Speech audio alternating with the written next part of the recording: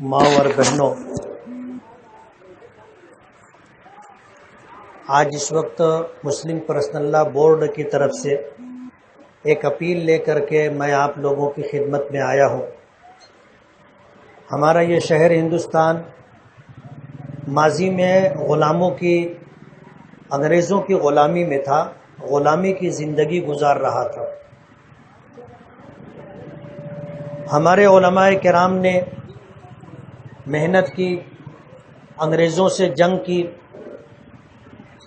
اپنی جانیں قربان کی اور اس ملک کو آزاد کروایا۔ ملک کی آزادی کے بعد اس ملک میں تمام بسنے والے ہندوستانیوں کو برابر کا حق ملے اور ہر ایک کو اپنے مذہب کے مطابق، اپنی تہذیب اور کلچر کے مطابق زندگی گزارنے کا پورا حق ملے۔ ایک ایسا قانون اس ملک میں نافذ کروایا گیا جس کو سیکولرزم اور جمہوریت کہتے ہیں۔ سیکولرزم اور جمہوریت کا مطلب یہ ہے کہ ہندوستان ایک غیر مذہبی ملک ہوگا، یہاں کی حکومت کا کوئی مذہب نہیں ہوگا اور یہاں کی حکومت اس بات کی پابند ہوگی کہ ہر مذہب کے ماننے والوں کو ان کے مذہب کے اعتبار سے پوری آزادی حاصل ہو اور ہر مذہب کے ماننے والے اپنے مذہب کی تبلیغ کر سکیں، اپنے مذہب کی تعلیم کا، تربیت کا نظم کر سکیں، اپنے اعتبار سے مدرسے اور اسکولیں قائم کر سکیں۔ اس بات کی آزادی دستور میں دی گئی۔ ہندوستان ایک غیر مذہبی، جمہوری اور سیکولر ملک ہے، لیکن اس ملک کی آزادی کے بعد سے اس ملک میں جو مذہبی فرقہ پرستی کا زہر گھولنے والی پارٹیاں ہیں، RSS ہے، BJP ہے، بجرنگ دل ہے، وشو ہندو پریشد ہے، ان لوگوں کی کوشش یہ رہی کہ اسلام اور مسلمانوں کو نقصان پہنچایا جائے، اور اس کے لیے بہت منظم طریقے سے وہ لوگ کوشش کرتے رہے۔ ماضی میں جب اسلام اور مسلمانوں کو نقصان پہنچانے کی کوشش کی جانے لگی اور آزادی کے بعد فسادات کا ایک سلسلہ تھا جس میں مسلمانوں کو جان لینا، مسلمانوں کے مالوں کو لوٹ لینا، ان کی املاک کو جلا کر تباہ و برباد کر دینا ایک سلسلہ رہا، مسلمانوں نے اسے برداشت کیا۔ جان بھی ہماری جاتی تھی، مال بھی ہمارا لوٹا اور جلایا جاتا تھا، اور ہمارے ہی لوگ گرفتار ہوتے تھے اور جیلوں کی سلاخوں کے پیچھے ان کو زندگی گزارنی پڑتی تھی۔ لیکن مسلمانوں نے اسے برداشت کیا اور اس مصیبت سے نجات ملے اس کے لیے ہمیشہ ہمارے بزرگوں نے اور قوم کے ذمہ داروں نے مسلسل محنت اور کوشش کی۔ لیکن جب حالات کچھ اس طرح کے بنے کہ ہندوستانی حکومت نے ہماری جانوں سے، مالوں سے، عزت و آبرو سے کھلواڑ کرنے کے ساتھ جب اس نے اسلام کو نقصان پہنچانے کی کوشش کی، ہمارے دین و شریعت میں مداخلت کی کوشش کی، تو اس وقت حضرت مولانا قاری محمد طیب صاحب رحمۃ اللہ علیہ، انہوں نے دارالعلوم دیوبند کی شورا کو، اراکین شورا کو اس طرف متوجہ کیا۔ حضرت مولانا قاری محمد طیب صاحب رحمۃ اللہ علیہ دارالعلوم دیوبند کے محتمم رہے اور تقریباً 50 سال محتمم رہے۔ اللہ تعالیٰ نے جو خوبیاں، جو بصیرت، جو دور اندیشی انہیں عطا کی تھی، کم لوگوں کے حصے میں آتی ہے۔ انہوں نے مجلس شورا کے اراکین کو اس طرف متوجہ کیا۔ مجلس شورا کے اراکین میں حضرت مولانا سید منت اللہ رحمانی، حضرت مولانا سید ابو الحسن علی ندوی،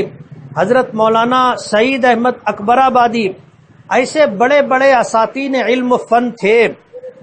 جب ان کے سامنے یہ صورتحال آئی تو یہ طے ہوا کہ پورے ہندوستان سے ایک نمائندہ اجتماع دارالعلوم دیوبند میں رکھا جائے، اور اراکین شورا کے اس فیصلے کے بعد حضرت مولانا قاری محمد طیب صاحب رحمۃ اللہ علیہ نے ہندوستان بھر سے چنندہ مذہبی ذمہ داران، ملی تنظیموں کے ذمہ داران کو جمع کیا اور ہندوستان کی اس وقت کی موجودہ صورتحال سامنے رکھی کہ حکومت وقت ہماری جانوں سے، مالوں سے، عزت و آبرو سے کھلواڑ تو کرتی رہی ہے، فسادات کا ایک دراز سلسلہ ہے جس میں ہم ہی لوگ تباہی اور بربادی سے دوچار ہوتے ہیں اور ہمارے ہی لوگ گرفتار ہو کر جیلوں کی سلاخوں کے پیچھے انہیں وقت گزارنا پڑتا ہے۔ ایسے حالات تھے۔ اب مزید برآں یہ کہ اب جو ہے ہمارے مذہب میں مداخلت کی جانے لگی، ہمارے احکام پر عمل کرنے سے مسلمانوں کو روکا جانے لگا، مدارس کے لیے دشواریاں کی جانے لگی، مسجدوں کی تعمیر سے روکا جانے لگا۔ جب اس طرح کے حالات تھے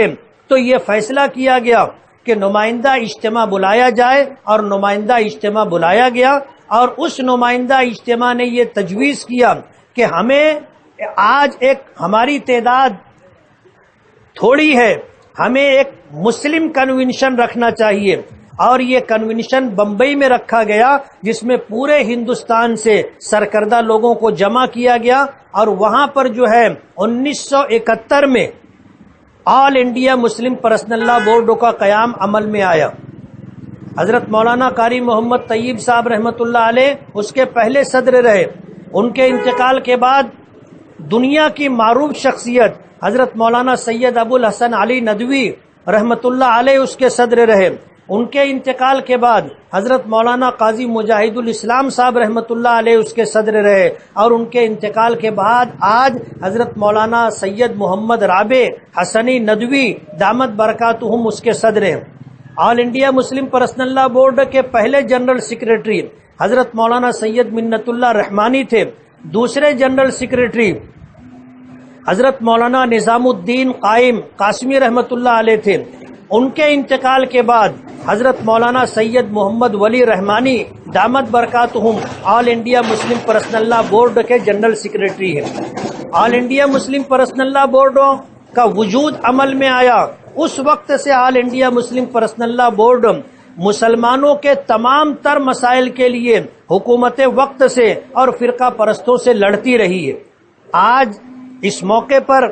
جب ہمیں آپ کے درمیان آنا پڑا اور آپ سے گفتگو کرنی پڑی، اس کا پس منظر یہ ہے کہ آج ملک کی موجودہ بی جے پی سرکار، جس کے وزیر اعظم نریندر مودی، اور جنہوں نے آج جسے صدر جمہوریہ بنایا ہے، یہ سارے کے سارے لوگ فرقہ پرست، اسلام اور مسلم دشمن لوگ ہیں۔ آج کچھ خواتین کو انہوں نے ورغلایا، اور جن خواتین کو ان کے شوہروں نے 3 طلاق دی تھی، انہیں لے کر کے انہوں نے سپریم کورٹ میں پٹیشن دائر کروائی۔ سپریم کورٹ نے اس پٹیشن کو قبول کیا اور اس پر یہ فیصلہ دیا کہ 3 طلاق پر عبوری اسٹے دیا جاتا ہے، یعنی اگر کوئی شخص 3 طلاق دے گا تو وہ 3 طلاق واقع نہیں ہوگی۔ ظاہر بات ہے کہ شریعت کا حکم اور سپریم کورٹ کا یہ فیصلہ دونوں ایک دوسرے کی ضد ہے اور دونوں ایک دوسرے کے مخالف ہیں۔ شریعت نے مرد کو نکاح کے بعد طلاق کا اختیار دیا ہے، اور اسے اس بات کا پابند کیا ہے کہ اگر میاں بیوی کے درمیان کسی بات پر اختلاف ہو جائے تو پہلے شوہر بیوی کو سمجھائے، سمجھانے سے مسئلہ حل نہ ہو تو پھر بستر علیحدہ کر لے، بستر علیحدہ کرنے سے مسئلہ حل نہ ہو تو سختی کرے، اور اس سے بھی مسئلہ حل نہ ہو تو مرد کی طرف سے پنچ حضرات اور بیوی کی طرف سے پنچ حضرات بیٹھیں، اور یہ دونوں اگر مخلص ہوں گے، دونوں طرف کے پنچ اگر اصلاح کا جذبہ لے کر کے بیٹھیں گے تو اللہ پاک کا وعدہ ہے ان یوفق اللہ ان یرید اصلاح یوفق اللہ بینہما، کہ اگر یہ دونوں اصلاح کی نیت چاہیں گے تو اللہ پاک میاں بیوی کے درمیان موافقت پیدا فرما دے گا۔ آج ہمارے مرد حضرات شریعت کے اس حکم کو نظر انداز کر کے ان لوگوں نے جو طور طریقہ اختیار کیا آج سب کے سامنے ہے کہ کسی بات پر اگر ناراضگی ہو گئی، معمولی سی معمولی خطا اور معمولی کوتاہی پر ہمارے نوجوانوں نے اور اس طرح بڑی عمر کے لوگوں نے ایک ساتھ 3 طلاق دینے کا ارتکاب کیا، جس کی وجہ سے ہماری ماں اور بہنیں جنہیں 3 طلاق دے گی ان کے ساتھ ظلم و زیادتی ہوئی۔ ایسی کچھ خواتین نے سپریم کورٹ کا دروازہ کھٹکھٹایا، سپریم کورٹ نے 3 طلاق پر اسٹے دیا، بظاہر ایسا لگتا ہے کہ اس صورت کے اندر عورتوں کے حق میں خیرخواہی کا فیصلہ ہوگا. سپریم کورٹ نے 3 طلاق پر اسٹے اور 3 طلاق پر اسٹے دینے کے بعد سرکار کو اس بات کا حکم دیا کہ وہ قانون بنائے طلاق کے سلسلے میں. سپریم کورٹ نے بجائے پورے ملک کے لیے قانون بنانے کے، سپریم کورٹ نے صرف اسلام کے نظام طلاق کو نشانہ بنایا اور صرف مسلم خواتین کے لیے ایک طلاق کا بل لایا جسے لوک سبھا میں منظور کروا لیا. آج آپ کو اس بات کی میں تفصیل بتانا چاہتا ہوں کہ موجودہ سرکار نے جو طلاق بل لایا ہے اس میں نام تو دیا ہے اسے 3 طلاق بل، طلاق ثلاثہ بل، لیکن قانون جو بنایا ہے وہ یہ کہ اگر شوہر نے اپنی بیوی کو ایسی طلاق دی جس سے رشتہ نکاح ختم ہو جائے تو چاہے وہ طلاق 1 ہو یا 2 ہو یا 3 ہو، طلاق دینے والے شوہر کو 3 سال کی سزا ہوگی اور اسے جرمانہ بھی ادا کرنا پڑے گا. اور 3 طلاق واقع نہیں ہوگی، اگر اس نے 3 طلاق دی ہے تو 3 طلاق واقع نہیں ہوگی، لیکن ایسا جملہ استعمال کرنے کی وجہ سے اسے 3 سال جیل کی سلاخوں کے پیچھے رہنا پڑے گا، یعنی 3 سال کی جیل کی سزا تجویز کی ہے. اور مزید برآں یہ کہ میاں بیوی میں رشتہ قائم رہے گا میاں بیوی کا، اور اسی طرح شوہر کے ذمے بیوی کا اور اپنے بچوں کا نفقہ بھی رہے گا. ایسا اندھا قانون کہ طلاق بھی واقع نہ ہو اور 3 سال کی جیل کی سزا بھی ہو جائے اور جرمانہ بھی ادا کرنا پڑے اور بیوی بچوں کا نان و نفقہ بھی اس کے ذمے رہے، ایسا قانون انہوں نے بنایا ہے. ظاہر بات ہے کہ شوہر جیل میں رہے گا تو بیوی کا نان و نفقہ کیسے ادا کرے گا؟ 3 سال تک یہ عورت اور اس کے بچے بے یار و مددگار رہیں گے، نہ یہ عورت کہیں نکاح کر سکتی ہے، اس لیے کہ قانونی اعتبار سے وہ جیل میں جانے والے شخص کی بیوی ہے، اس لیے کسی سے نکاح بھی نہیں کر سکتی اور کوئی اس کا خرچ بھی نہیں اٹھائے گا. اس طرح مسلم خواتین کی زندگیوں سے کھلواڑ کرنے کی کوشش کی جا رہی ہے. آل انڈیا مسلم پرسنل لا بورڈ نے یہ فیصلہ کیا کہ عورتوں کی ہمدردی کے نام پر موجودہ سرکار جو قانون بنانا چاہتی ہے یہ انصاف کے خلاف ہے، یہ ملک کے دستور کے خلاف ہے. جس وقت ہندوستان آزاد ہوا اور اس ملک کو ایک دستور دیا گیا تو اس دستور میں اس بات کا حق دیا گیا کہ تمام مذہب کے ماننے والوں کو اس بات کا پورا حق ہوگا کہ وہ اپنے مذہب کے مطابق زندگی گزارے. نکاح ہم اپنی شریعت کے مطابق کرتے ہیں، طلاق بھی ہماری اپنی شریعت ہی کے مطابق ہوگی، لیکن سرکار ہمارے نظام طلاق کو ختم کرنے کے در پہ. نظام طلاق کو ختم کرنے کا مطلب یہ ہے کہ اللہ تعالیٰ نے قرآن کریم میں طلاق کے جو احکامات ذکر کیے ہیں اور نبی کریم صلی اللہ علیہ وسلم نے طلاق کے تئیں جو تفصیلی احکامات ہمیں عطا کیے ہیں یہ سب یکسر کالعدم کر دیے جائیں گے اور ہمیں اللہ اس کے رسول کے قانون کو چھوڑ کر کے سرکار کے قانون کو ماننے پر مجبور ہونا پڑے گا. مسلم پرسنل لا بورڈ نے اس کی پوری طاقت کے ساتھ مخالفت کی اور ہر مرحلے پر ہر موقع پر ہم اس کی باقاعدہ اس میں مقابلہ کر رہے ہیں. لیکن عورتوں کی ہمدردی کے نام پر جب سرکار جھوٹی ہمدردی کے نام پر اس طرح کا قانون بنانے جا رہی ہے تو آل انڈیا مسلم پرسنل لا بورڈ کے ہمارے بزرگوں نے یہ فیصلہ کیا کہ ہمیں خواتین کا جلوس نکالنا چاہیے تاکہ ہماری مائیں اور بہنیں اپنے ہاتھوں میں تختیاں لے کر کے اس بات کا اعلان کریں کہ ہمیں اسلام پسند ہے، ہمیں اسلامی احکام اور قوانین پسند ہے، ہم اسلام پر جینا اور مرنا چاہتے ہیں، ہم سرکار کے طلاق ثلاثہ بل کی مخالفت کرتے ہیں. اگر سرکار اس طرح کا کوئی قانون بناتی ہے تو اس قانون کو وہ قانون ہمیں منظور نہیں ہے، اس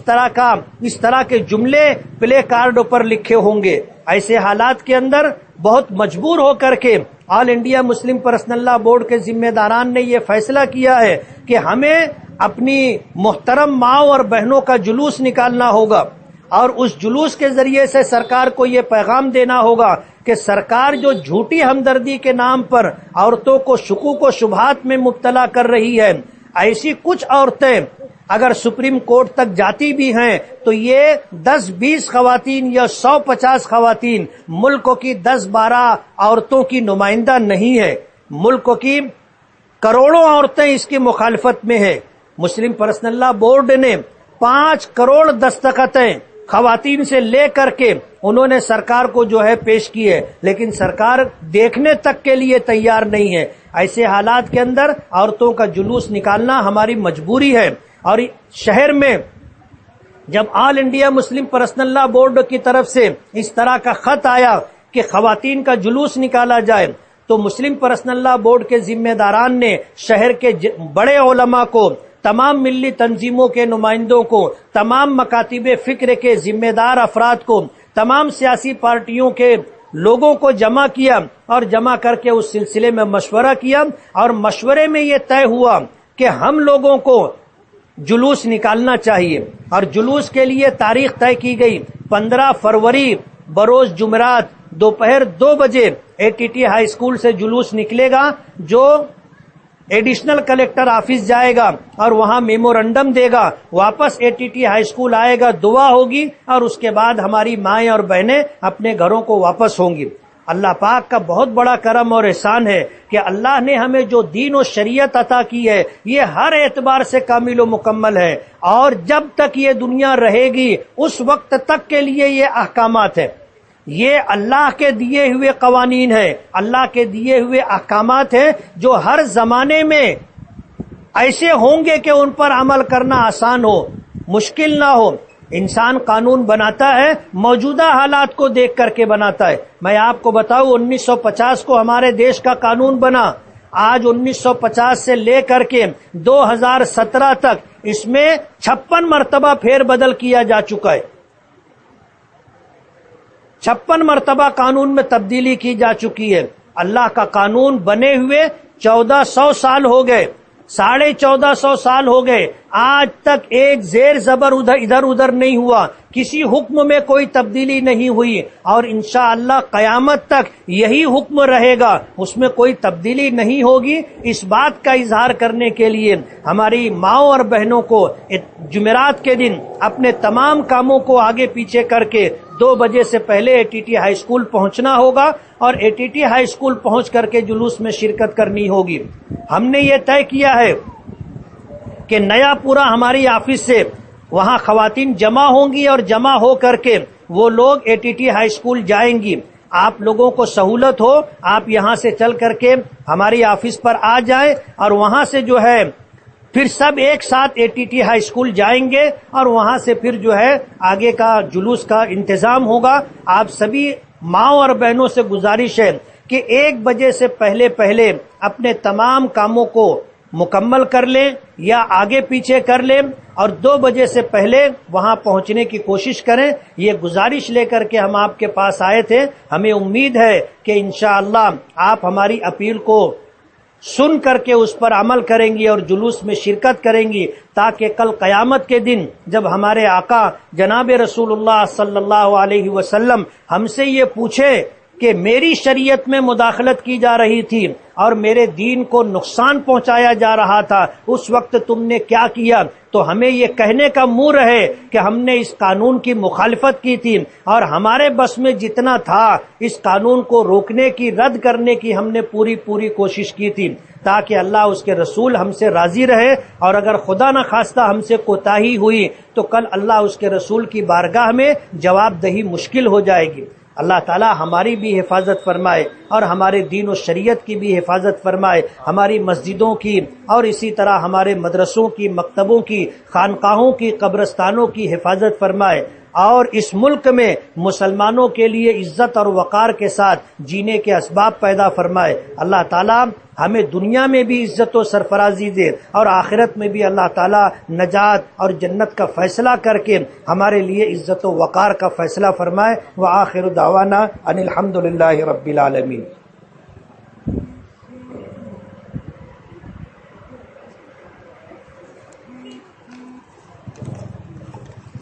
ایک پرچی آئی ہے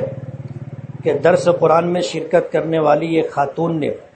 مسجد کے پلاٹ کی خریدی کے لیے 6000 روپے اپنے ہاتھوں سے نکالے تھے، اور پھر ان کا انتقال ہو گیا ہے. مرحومہ حبیب النساء ابو اللیث، ان کی مغفرت کے لیے دعا کریں. اللہ تعالیٰ ان کی مغفرت فرمائے، ان کے درجات کو بلند فرمائے. ریلی کے تعلق سے تمام ماؤں بہنوں سے گزارش ہے کہ ریلی کے درمیان کھانے پینے کی اگر کوئی چیز تقسیم کی جا رہی ہو تو وہ نہ لیں. ریلی میں کھانے کی کوئی چیز تقسیم نہیں کی جائے گی. پانی تقسیم کیا جائے گا، لیکن پانی پلاسٹک کے پاؤچ میں ہوگا. کھلا ہوا پانی آپ کو نہیں لینا ہے. ریلی میں کسی قسم کا نعرہ نہیں لگایا جائے گا. خاموش ریلی ہوگی. آپ کو اللہ کا ذکر کرنا ہے، استغفار اور درود پاک پڑھنا ہے. کسی قسم کی بد نظمی نہ ہو. اس طرح ریلی میں اگر کوئی بات ہو جائے تو آپ ڈر کر کے، خوف کر کے بھاگنے کا ماحول نہ بنائیں. ہم جلوس کے چاروں طرف والنٹیروں کا انتظام کریں گے. ہمارے والنٹیئر جلوس کے چاروں طرف ہوں گے اور پورے ایریے کو جو ہے سیل بند کر دیا جائے گا. ٹریفک ختم کر دی جائے گی. صرف ہماری مائیں اور بہنیں وہاں رہیں گی. کبھی کوئی جانور اگر گھس گیا یا کوئی بات ہو گئی تو گھبرانے کی، ڈرنے کی کوئی بات نہیں ہے. ہم لوگ اس کا پورا نظم کریں گے اور ڈپارٹمنٹ بھی جو ہے پوری طرح اس معاملے میں چوکس ہے. اس لیے اگر اس طرح کی کوئی افواہ یا کوئی بات ہو تو آپ کو ڈرنے کی اور خوف کھانے کی کوئی ضرورت نہیں.